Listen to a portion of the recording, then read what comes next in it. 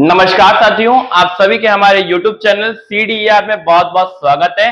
दोस्तों, आज हम पढ़ेंगे क्या सेमेस्टर एग्जाम के कॉपी में लिखने का तरीका। जी हाँ दोस्तों, अगर आपका BA है, BCom है या BSc है, चाहे कोई भी आपका स्ट्रीम हो, ठीक है, BA, BCom, BSc, ठीक है, चाहे आपका MCom हो, चाहे MA हो, चाहे MSc हो, किसी भी स्ट्रीम से हो, चाहे मास्टर डिग्री हो, चाहे आपका अंडर ग्रेजुएट डिग्री हो, नो प्रॉब्लम। ये वीडियो सबके लिए, कोई भी सेमेस्टर हो, वो सेमेस्टर फर्स्ट हो, चाहे सेकंड हो, चाहे थर्ड हो, कोई भी सेमेस्टर का हो, ये वीडियो सबके लिए, ठीक है दोस्तों, फोर्थ, 5, 6, कोई भी सेमेस्टर को। आज हम एक ऐसा स्टेप या कॉन्सेप्ट बताएंगे जिसको आप जानकर आप जितना नंबर पाते हो उससे अधिक नंबर पाओगे। अब ये स्टेप्स क्या है आप ये जान लो। अब स्टेप्स क्या है इसमें, देखिए, अगर आपको अपने एग्जाम में क्या है ज्यादा नंबर पाना है, ठीक है, आप नंबर नहीं पा रहे हो, ठीक है, कॉपी में अच्छे से प्रेजेंट नहीं कर पा, कुछ ऐसी बारीकियां हैं, कुछ ऐसे स्टेप्स है जिनको आप फॉलो करके अपने नंबर को बढ़ा सकते हो। तो वो क्या स्टेप आप ये जान लीजिए। स्टेप नंबर 1 क्या करना है, सबसे पहले तो आपको अपने एग्जाम का पैटर्न पता रखना है, ठीक है, कि आपका एग्जाम का पैटर्न क्या है, ठीक है, कितने क्वेश्चन शॉर्ट में आते हैं, कितने क्वेश्चन लॉन्ग में आते हैं, ठीक है, कितने क्वेश्चन आपके वेरी शॉर्ट में आते हैं, आपको पता होना है। लेकिन अगर हम एक बेसिक कॉन्सेप्ट लेकर चलें तो आपको पता होगा कि सेमेस्टर के एग्जाम में वेरी शॉर्ट क्वेश्चन होता है जो कि 5 क्वेश्चन होते हैं, शॉर्ट क्वेश्चन होता है जो कि 5 क्वेश्चन होते हैं, और लॉन्ग क्वेश्चन होता है जो कि कितने क्वेश्चन होते हैं, लॉन्ग हमारा होता है 4 रहता है, 2 करना होता है, यानी 10, 25 और 40, कितने हो गए 75 मार्क्स। ये 75 मार्क्स का हमको एग्जाम में नंबर डिपेंड करता है। अब आपको किस तरीके से लिखना है कि ये आपका नंबर जो है अधिक से अधिक आ जाए। मैं आपको एक एग्जांपल देता हूं। एक लड़का था, ठीक है, एक लड़का था, अब मैं उसका नाम नहीं बता सकता, तो एक लड़का था जिसका नाम था A, ठीक है, वो क्या करता था भाई, एकदम नहीं पढ़ रहा था। ये रियलिटी में इंसिडेंट बता रहा हूं, अपने आंखों से देखा हुआ इंसिडेंट बता रहा हूं। वो लड़का एकदम नहीं पढ़ता था, कोई उसका पढ़ाई में मन लगता, कोई कॉन्सेंट्रेट नहीं।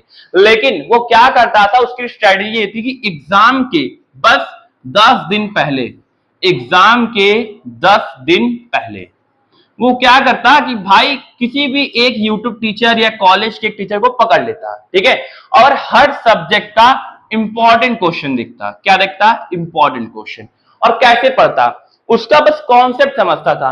हम सबसे बोलते हैं, हम वीडियो पढ़ाते तब भी बच्चों से बोलते हैं कि भाई अगर आप किसी भी चीज को पढ़ रहे हो ना तो उसके कॉन्सेप्ट को समझो। क्या समझो, अभी कहानी को पूरा नहीं हुआ, उसके कॉन्सेप्ट को समझो। कॉन्सेप्ट का मतलब क्या होता है, सिद्धांत। मैंने कहा कि A for apple, A for apple ही होता है, लेकिन बच्चे क्या करते हैं, रटने लगते हैं, ए for apple, A for apple, A for Apple, भूल गए। तो क्या करना है, आपको बस इतना कॉन्सेप्ट समझना है कि भाई ए फॉर क्या होता है, एप्पल ही होता है। एप्पल माने सेब, सेब ही होता है। तो ये बेसिक सा कॉन्सेप्ट ये था कि भाई ए फॉर एप्पल सर ने बताया, बस समझ गए, पेपर में आया ए फॉर एप्पल, रटना नहीं है। मैंने बोला कि भाई यहां से ऐसे जाओ, यहां से ऐसे जाओ, वहां से राइट मुड़ जाना, तो रटना नहीं है, उसको बस कॉन्सेप्ट समझना है। तो कॉन्सेप्ट बहुत बड़ी चीज है। तो वो लड़का क्या करता कि इंपॉर्टेंट क्वेश्चन पढ़ता और कॉन्सेप्ट समझ लेता, और पेपर में आता तो एकदम चाप के, जैसे मैंने पेपर में पूछ दिया महात्मा गांधी जी के बारे में बताइए, इंट्रोडक्शन दीजिए उनका। अब आपको पता है कि महात्मा गांधी का जन्म, बस बेसिक बेसिक जानकारी, जन्म यहाँ हुआ है, पापा का नाम था, मम्मी का नाम ये था, यहाँ था। अब उसके बारे में पूरी कहानी छाप दीजिए, कोई दिक्कत नहीं है। वो लड़का करता कि हर एक क्वेश्चन का कॉन्सेप्ट पता रहता था, उसके बारे में बनाकर 1 पेज, 2 पेज, 3 पेज, 4 पेज, और हर एग्जाम में उसकी कॉपी कम से कम 20 से 25 पेज भराती थी। दूसरा नंबर क्या है स्टेप, दूसरा नंबर स्टेप ये था कि आपकी राइटिंग अच्छी होनी चाहिए। Writing depend on writing. उसकी राइटिंग ना यार, उस लड़के की राइटिंग बहुत अच्छी थी, बहुत सुंदर राइटिंग थी।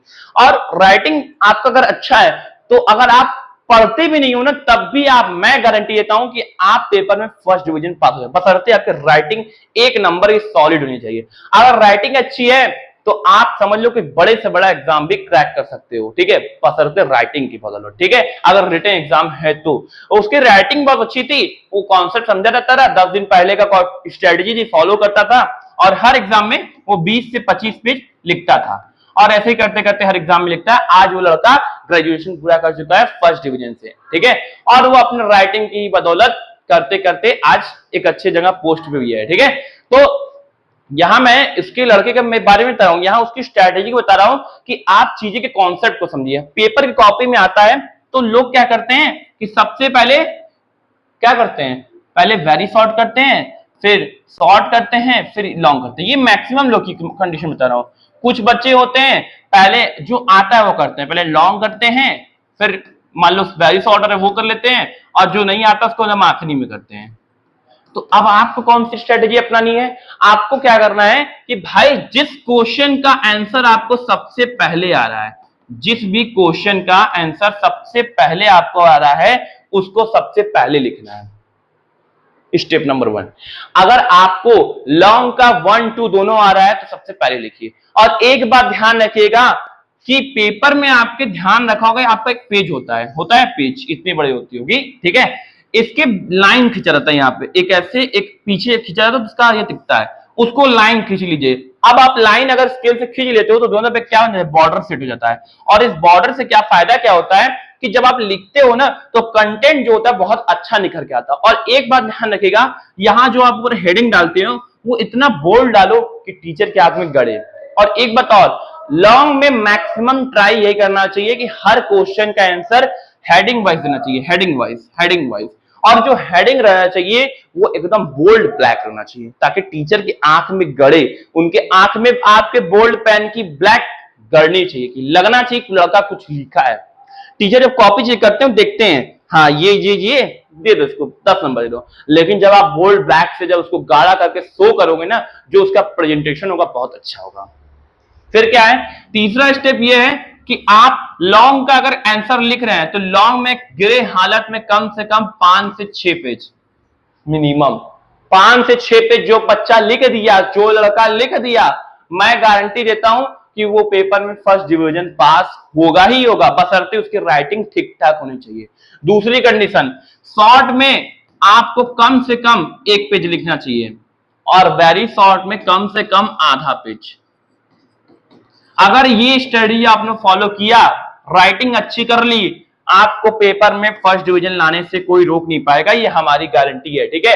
नहीं होगा एक बार करके देखिएगा, और ये जो मैंने पेज वाला बताया कॉन्सेप्ट, इसको भी फॉलो करिएगा, उसके बाद मिलेगा, ठीक है। तो ये हमारा कॉन्सेप्ट था, फॉलो कीजिए, जरूर आप करेंगे। और पेपर कोई भी आपको हो, चाहे बीए हो, चाहे बीकॉम हो, चाहे बीएससी हो, चाहे एमए हो, चाहे एमकॉम हो, चाहे एमएससी हो, आप एक बात जान लीजिए, जिंदगी में जब तक आप किसी भी विषय हो, चाहे वो अपना जिंदगी हो, चाहे वो सब्जेक्ट की विषय हो, आप जब तक कॉन्सेप्ट नहीं समझेंगे तब तक आप अच्छा नहीं कर पाएंगे। ये बात आप जान लीजिए।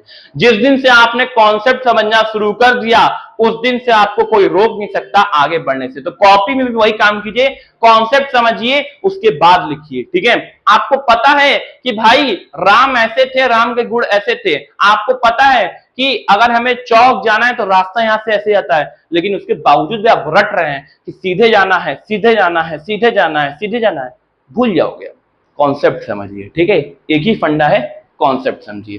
कॉन्सेप्ट समझ गए तो आप निश्चित रूप से पेपर में अच्छा कर पाओगे। और पन्ना वाला लॉन्ग है 5 से 6 पेज, शॉर्ट है तो 1 पेज, वेरी शॉर्ट है तो आधा पेज। और ये जो बॉर्डर बताएं इसको जरूर फॉलो कीजिएगा, और प्लस हेडिंग वाला पॉइंट फॉलो कीजिएगा। इतना फॉलो करिए, बाकी आप पेपर देने के बाद कमेंट करिएगा कैसा आपका पेपर गया, नंबर रिजल्ट आएगा तब बात करिएगा, ठीक है। आज के लिए इतना ही, आप सभी को जय हिंद।